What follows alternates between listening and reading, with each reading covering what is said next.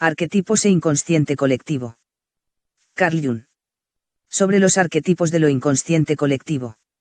Segunda parte. El agua es el símbolo más corriente de lo inconsciente. El lago en el valle es lo inconsciente, que en cierto modo está dentro de la conciencia, por lo cual es también designado con frecuencia como lo subconsciente, a menudo con el desagradable matiz de conciencia de menor valor. El agua es el espíritu del valle, el dragón del agua del Tao cuya naturaleza es similar al agua, un yan integrado en el yin. Psicológicamente agua quiere decir espíritu que se ha vuelto inconsciente. Por eso el sueño del teólogo expresa, con toda razón, que junto al agua hubiera podido vivir la acción del espíritu viviente como una curación milagrosa en el lago de Betseda. El descenso a las profundidades parece preceder siempre al ascenso. Así, por ejemplo, otro teólogo soñó que veía sobre una colina algo comparable a un castillo del Grial. Iba por una calle que en apariencia conducía justo al pie de la colina y a la subida. Pero al acercarse descubrió con gran decepción que un abismo lo separaba de la colina, era un barranco sombrío y profundo, por el que corría un agua subterránea. Había sí, un sendero escarpado que conducía a las honduras y trepaba penosamente del otro lado. Pero el panorama no tenía nada de atractivo y el soñador despertó. También aquí, el soñador que anhela subir a las claras alturas se enfrenta con la necesidad de sumergirse primero en la oscura profundidad y ese descenso se le revela como una imprescindible condición del ascenso. En esta profundidad amenaza el peligro, que el prudente evita aunque con ello pierde el bien, que un atrevimiento valeroso pero imprudente hubiera hecho posible alcanzar. El testimonio del soñador choca con una intensa resistencia por parte de la conciencia, para la cual espíritu es algo existente solo en las alturas. Aparentemente, el espíritu llega siempre desde lo alto. Para esa concepción espíritu significa libertad suprema, un flotar sobre las profundidades, una liberación de la prisión del octónico y por lo tanto un refugio para todos los timoratos que no quieren llegar a ser. Pero el agua es terrenalmente palpable, es también el fluido del cuerpo regido por el impulso, es la sangre y la avidez de sangre, es el olor animal y lo corpóreo cargado de pasiones. Lo inconsciente es esa psique que va desde la claridad diurna de una conciencia espiritual y moral hasta ese sistema nervioso denominado simpático desde mucho tiempo atrás. Este sistema, que gobierna la percepción y actividad muscular como el sistema cerebroespinal y por eso no puede controlar el espacio circundante, pero que mantiene en cambio el equilibrio vital sin valerse de órganos sensoriales y que siguiendo secretos caminos no solo nos da noticias sobre la naturaleza íntima de otra vida sino que también provoca en ella un efecto interno. En ese sentido es un sistema extremadamente colectivo, es la verdadera base de toda participación mística. La función cerebroespinal, por el contrario, alcanza su culminación en la separación de las cualidades específicas del yo, y como el medio en que se despliega es solo el espacio, a través de este capta invariablemente su perficie a un pastor su profesión lo lleva a ocuparse del motivo del ascenso. Tiene que hablar tan a menudo del asunto que muy pronto debe llegar al problema de cómo ha de efectuarse su propio ascenso, superficialidades y exterioridades. El sistema cerebroespinal vivencia todo como exterior, el simpático vivencia todo como interior. Lo inconsciente es visto comúnmente como una especie de intimidad personal encapsulada, que la Biblia designa como corazón y considera, entre otras cosas, punto de origen de todos los malos pensamientos. En las cámaras del corazón habitan los malos espíritus de la sangre, la ira pronta y las debilidades de los sentidos. Así aparece lo inconsciente mirado desde la conciencia. Pero la conciencia parece ser algo dependiente del cerebro, que todo lo separa y todo lo ve aislado, y al ver de ese modo lo inconsciente lo presenta como si no fuera más que mi inconsciente. Por eso se cree generalmente que quien desciende a lo inconsciente cae en la estrechez de la subjetividad egocéntrica y en ese callejón sin salida queda librado al asalto de las alimañas que se supone albergan las cavernas del inframundo psíquico. Es cierto que quien mira en el espejo del agua, ve ante todo su propia imagen. El que va hacia sí mismo corre el riesgo de encontrarse consigo mismo. El espejo no favorece, muestra con fidelidad la figura que en él se mira, nos hace ver ese rostro que nunca mostramos al mundo, porque lo cubrimos con la persona, la máscara del actor. Pero el espejo está detrás de la máscara y muestra el verdadero rostro. Esa es la primera prueba de coraje en el camino interior, una prueba que basta para asustar a la mayoría, pues el encuentro consigo mismo es una de las cosas más desagradables y el hombre lo evita en tanto puede proyectar todo lo negativo sobre su mundo circundante. Si uno está en situación de ver su propia sombra y soportar el saber que la tiene, solo se ha cumplido una pequeña parte de la tarea, al menos se ha trascendido lo inconsciente personal. Pero la sombra es una parte viviente de la personalidad y quiere entonces vivir de alguna forma. No es posible rechazarla ni esquivarla inofensivamente. Este problema es extraordinariamente grave, pues no solo pone en juego al hombre todo, sino que también le recuerda al mismo tiempo su desamparo y su impotencia. A las naturalezas fuertes, o hay que decir más bien débiles, no les gusta esta alusión y se fabrican entonces algún más allá del bien y del mal, cortando así el nudo gordiano en lugar de deshacerlo. Pero tarde o temprano la cuenta debe ser saldada. Hay que confesarse que existen problemas que de ningún modo se pueden resolver con los medios propios. Esta confesión tiene la ventaja de la probidad, de la verdad y de la realidad, y así al asumir esa imposibilidad se ponen las bases para una reacción compensatoria de lo inconsciente colectivo, es decir, que quien reconoce la existencia del problema está inclinado a prestar atención a una ocurrencia útil o percibir ideas que antes no había dejado aparecer. Atenderá quizás a sueños que sobrevienen en tales momentos o reflexionará sobre ciertos acontecimientos que justamente en ese tiempo tienen lugar en nosotros. Si se tiene tal actitud se pueden despertar y captar fuerzas útiles que dormitan en la naturaleza profunda del hombre, pues el desamparo y la debilidad son la vivencia eterna y el eterno problema de la humanidad y para esa situación existe también una respuesta eterna, de lo contrario el hombre hubiera desaparecido hace ya mucho. Una vez que se ha hecho todo lo que se pudo hacer, queda todavía lo que se podría hacer si uno tuviera conocimiento de ello. Pero ¿cuánto sabe el hombre de sí mismo? De acuerdo con todo lo que la experiencia nos muestra, es muy poco. Por eso queda todavía mucho espacio libre para lo inconsciente. Como es sabido, la plegaria requiere una actitud similar y por ello tiene también análogos efectos. La reacción necesaria y requerida se expresa en representaciones configuradas arquetípicamente. El encuentro consigo mismo significa en primer término el encuentro con la propia sombra. Es verdad que la sombra es un angosto paso, una puerta estrecha, cuya penosa estrechez nadie que descienda a la fuente profunda puede evitar.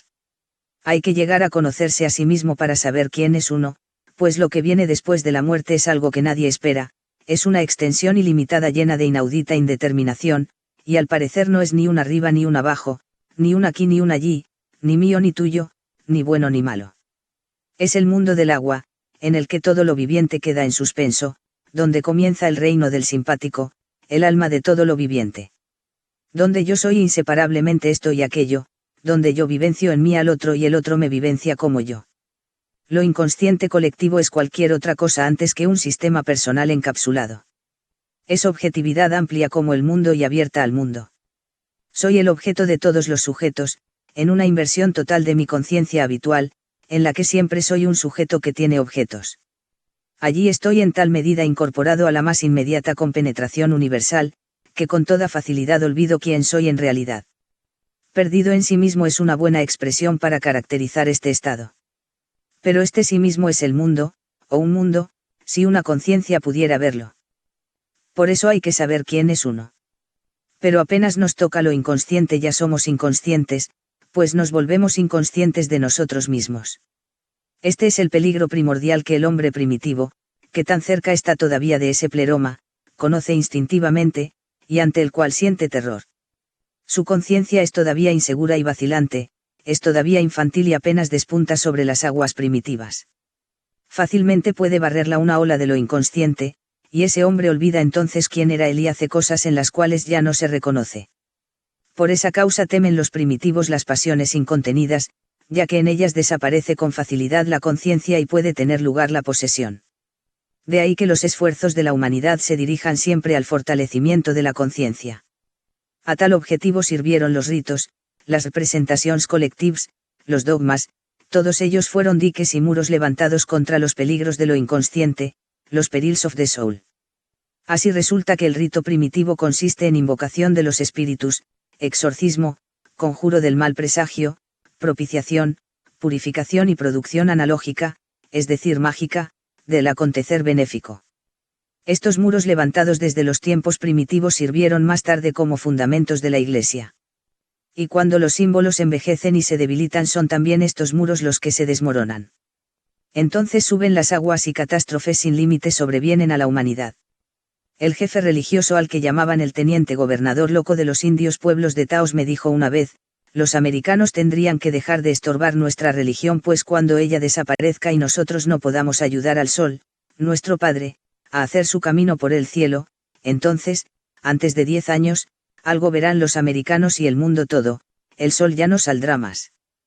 Esto quiere decir que se hace la noche, se apaga la luz de la conciencia e irrumpe el oscuro mar de lo inconsciente. Primitiva o no, la humanidad está siempre al borde de esas cosas que ella misma hace pero sin embargo no dirige. Todo el mundo quiere la paz y todo el mundo se arma para la guerra de acuerdo con el axioma, si vis pacem, para bellum, y esto es solo un ejemplo. La humanidad nada puede contra la humanidad, y los dioses, ahora más que nunca, le señalan los caminos del destino. Hoy llamamos a los dioses factores, lo que viene de facer e igual hacer. Los factores están detrás de los bastidores del teatro del mundo. Lo mismo en lo grande que en lo pequeño. En la conciencia somos nuestros propios señores, aparentemente somos los factores mismos. Pero si cruzamos la puerta de entrada a la sombra descubrimos con terror que somos objetos de factores. El saber eso es decididamente desagradable, pues nada decepciona más que el descubrimiento de nuestra insuficiencia. Y también da motivo a un pánico primitivo, porque cuestiona peligrosamente la supremacía de la conciencia, ese secreto del éxito humano después de que tantas angustias y tanto esfuerzo nos ha costado guardarla y creer en ella. Pero puesto que la ignorancia no encerraría seguridad alguna, sino por lo contrario aumentaría la inseguridad, es mucho mejor tomar conocimiento, pese a todo temor, de cómo estamos amenazados. El planteamiento correcto de un problema es ya la mitad de su solución. En todo caso sabemos, entonces, que el mayor peligro que nos amenaza proviene de la impredictibilidad de la reacción psíquica. Por eso quienes poseen verdadera penetración han entendido ya hace mucho que las condiciones históricas exteriores de cualquier tipo constituyen solo la ocasión para los peligros realmente amenazadores de la existencia, es decir, para las ilusiones políticas, las que han de ser entendidas no como consecuencias necesarias de condiciones externas sino como imposiciones de lo inconsciente. Esta problemática no es nueva, pues todas las épocas anteriores a nosotros creían aún en alguna forma en dioses. Fue necesario un empobrecimiento sin igual del simbolismo para volver a descubrir a los dioses en forma de factores psíquicos, o sea, como arquetipos. Todavía no se cree en este descubrimiento. Para llegar a convencerse de él es necesaria esa experiencia esbozada en el sueño del teólogo, solo entonces se experimentará la acción espontánea del espíritu sobre las aguas. Desde que las estrellas cayeron del cielo y nuestros más altos símbolos se desvanecieron, rige la vida secreta en lo inconsciente. Por eso tenemos hoy una psicología y por eso hablamos de lo inconsciente. En una época y en una cultura que tuviesen símbolos, todo eso sería superfluo, y de hecho todavía lo es. Porque los símbolos son espíritu que está por arriba de los hombres, y entonces también el espíritu está por arriba. He ahí porque sería una temeridad tonta y sin sentido que un hombre en esas condiciones quisiera experimentar y explorar un inconsciente que no contiene sino el silencioso y no perturbado imperio de la naturaleza. Nuestro inconsciente, por lo contrario, oculta agua vivificada, es decir, espíritu que se ha vuelto naturaleza, despertando así a lo inconsciente. El cielo se ha convertido para nosotros en espacio iaico, y el empíreo divino no es sino un bello recuerdo, nuestra razón sin embargo arde, y una secreta intranquilidad carcome las raíces de nuestro ser, podríamos preguntar con las palabras del Booluspa. ¿Qué murmura Botán con la cabeza de Mimir? Algo hierve ya en la fuente. Nuestro interés por lo inconsciente se ha convertido para nosotros en un problema vital. Nos va en ello nuestro ser o no ser espiritual. Todos los que han pasado por la experiencia que aparece en el sueño que hemos mencionado, saben que el tesoro descansa en la profundidad del agua e intentarán sacarlo a luz. Para no olvidar nunca quiénes son, no deben perder su conciencia en ninguna circunstancia. Mantendrán firme su situación sobre la tierra, se convertirán de ese modo, siguiendo con la comparación, en pescadores, que apresan con red y anzuelo lo que nada en el agua. Si hay tontos bien o mal intencionados que no comprenden qué hacen los pescadores, estos sin embargo no caen en ninguna confusión respecto del sentido de su obrar, pues el símbolo de su oficio es muchos siglos más viejo que la historia todavía lozana del Santo Grial. Pero no todo el mundo es pescador. A veces esa figura queda en su estadio instintivo previo, y es entonces una nutria, recordemos, por ejemplo, los cuentos de hadas de Ahora Smith. Quien mira en el agua ve sin duda su propia imagen, pero por detrás surgen pronto seres vivientes, son peces, inofensivos habitantes de la profundidad, inofensivos, si el lago no fuera para muchos espectral, son seres acuáticos de un tipo especial. A veces cae en la red del pescador una ondina, un pez femenino, semihumano. Las ondinas son seres seductores. Medio lo arrastró ella. Medio se tiró él. Y no se lo vio más. La ondina es un grado aún más instintivo de un ser femenino que denominamos ánima. Hay también sirenas, melusinas, dríades, gracias e hijas del rey de los alisos, lamias y súcubos, que seducen a los jóvenes y les quitan hasta la última gota de vida. El crítico moralista dirá que esas figuras son proyecciones de estados sentimentales de ansiedad y de fantasías de carácter repudiable. Evidentemente esta apreciación encierra cierta verdad. Pero es toda la verdad. En verdad la ondina es solo un producto de una atonía moral. No se dan esos seres desde hace mucho, en una época en que la conciencia humana apenas despuntaba y estaba todavía por completo ligada a lo natural. Ya en un principio había espíritus en el bosque, en el campo y en las corrientes de agua, mucho antes de que existiera el problema de la conciencia moral. Además esos seres eran tan temidos que sus aspectos eróticos algo notables solo son relativamente característicos. La conciencia era en ese entonces mucho más simple, y su patrimonio era irrisoriamente pequeño. Muchísimo de lo que hoy experimentamos como componente de nuestra naturaleza psíquica, en los primitivos juguetea todavía en la vasta pradera, alegremente proyectado. En realidad, la palabra proyección es inadecuada, pues nada ha sido sacado de la psique y arrojado al exterior, sino que más bien la psique ha llegado, por una serie de actos de introyección, a la complejidad que hoy le conocemos. Su complejidad ha aumentado proporcionalmente a la desespiritualización de la naturaleza. Una inquietante gracia de antaño se llama hoy fantasía erótica, y complica penosamente nuestra vida anímica.